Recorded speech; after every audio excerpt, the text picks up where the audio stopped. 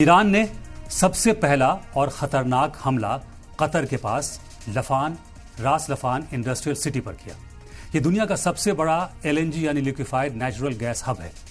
खबरों के मुताबिक यहां के Pearl gas to liquid plant को भारी नुकसान पहुंचा है। हमले के बाद कतर को अपनी गैस सप्लाई रोकनी पड़ी। कतर के अलावा ईरान ने सऊदी अरब के तेल ठिकानों को फिर से निशाना बनाया। रेड सी के किनारे यनबू रिफाइनरी और जुबैल पेट्रोकेमिकल कॉम्प्लेक्स पर ड्रोन हमले किए गए। हालांकि सऊदी एयर डिफेंस ने कई मिसाइल्स को मार गिराने का दावा भी किया है, लेकिन तेल बाजार में इसकी धमक साफ सुनी जा रही है। ईरान ने यूएई के हबशान गैस फैसिलिटी और बाब ऑयल फील्ड पर मिसाइल्स दागे हैं। इसके अलावा दुबई के पास भी ड्रोन देखे गए हैं, जिससे वहां के एविएशन और बिजनेस हब में खौफ का माहौल है। कुवैत की मेना अब्दुल्ला रिफाइनरी में ड्रोन हमले के बाद खौफनाक आग लग गई।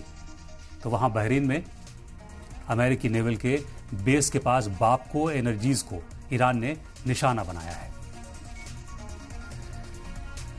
इजराइल का साउथ पार्स गैस फील्ड पर हमला और हमले के बाद ईरान का पलटवार।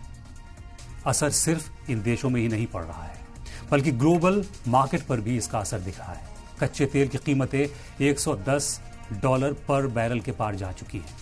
अब ये जंग एनर्जी वॉर में बदलती जा रही है, और अगर ऐसा होता है तो ये तीसरे वर्ल्ड वॉर की आहट है। हम सिर्फ खदशा जगा रहे हैं। जंग के इस शोर में डिप्लोमेसी की बात कौन करेगा?